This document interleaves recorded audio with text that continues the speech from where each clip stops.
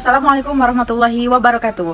Bertemu lagi bersama saya Miftahul Jannah dari Prodi Komunikasi dan Penyiaran Islam dengan NIM 2011310041 semester 4. Nah, di sini saya akan membawakan sebuah tema yang berjudul penyajian berita.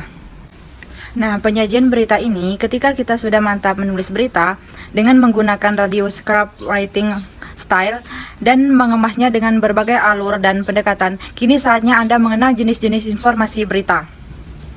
Berikut ini adalah uraian beberapa bentuk penyajian berita yang lazim diproduksi. Yang pertama itu ada aktualis. Aktualis juga disebut soundbite, menggunakan bebunyian dan suara peristiwa yang sesungguhnya untuk membantu menyampaikan berita.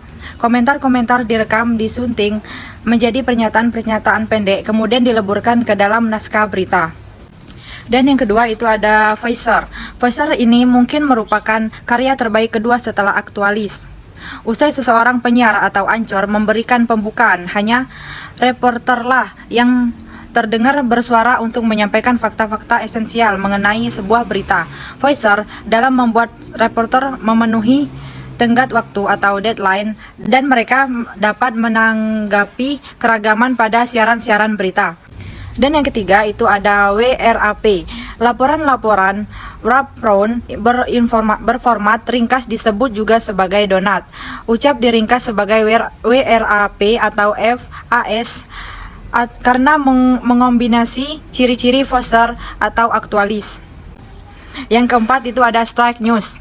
Berita langsung hot news, mementingkan aktualitas. Jangan lupa 5W plus 1H. Strike news bisa disampaikan dalam bentuk aktualis, voicer, maupun WRAP. Yang penting diingat, strike news mengutamakan kesegaran dan dalam susunan piramida menggunakan potongan puncak piramida. Dan yang kelima itu ada breaking news.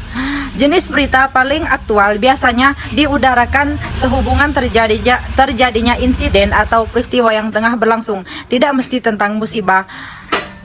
Walau seringnya begitu, bisa juga tentang kebijakan yang berdampak luas, misalnya kenaikan BBM atau konversi minyak tanah ke bahan bakar luas, misalnya ke bahan bakar luas.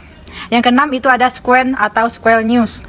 Sebuah berita disusun dalam waktu-waktu yang berbeda, berurutan, itulah square news. Lazimnya, square news disampaikan untuk menginformasikan perkembangan satu topik berita. Square news merupakan salah satu cara menyiasati berita panjang yang mesti disampaikan pada pendengar radio dengan gaya sekilas dengar, pendek atau ringkas.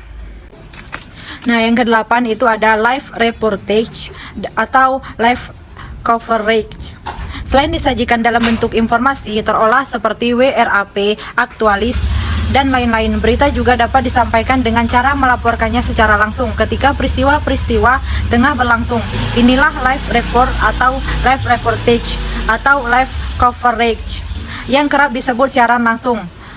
Live report merupakan salah satu mahkota radio. Kelebihan radio dalam hal report merupakan salah satu kecepatan menyampaikan berita sambil membawa suasana liputan ke ruang-ruang pendengar, terwujud dalam reportage langsung atau live ruang reportage.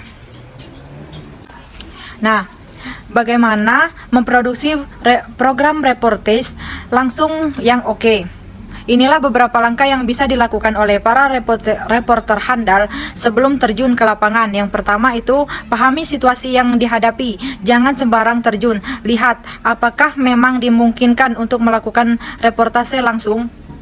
Dan yang kedua itu lakukan riset sederhana. Paling tidak lengkapi dulu 5W plus 1H sebelum reportase dilakukan. Dan yang ketiga itu jangan mengada-ngada dalam menyusun pertanyaan atau informasi untuk digali. Coba perhitungkan informasi apa saja yang diperlukan oleh pendengar yang tidak bisa datang langsung ke lapangan melihat situasi. Dan yang keempat itu lakukan analisis situasi sederhana. Suara apa yang bisa ditampilkan sebagai background atau net sound dalam aksi demonstrasi. Biasanya net sound yang dipilih adalah suatu suara orang sedang berorasi atau halayak yang koor menyampaikan tuntutan. Dan yang kelima itu cek peralatan, apakah perangkat yang dibawa memang memadai untuk melakukan reportase langsung. Kalau memadai tidak usah dipaksakan, kasihan telinga pendengar. Nah, baiklah, sekian itulah materi dari saya. Kurang dan lebihnya saya mohon maaf.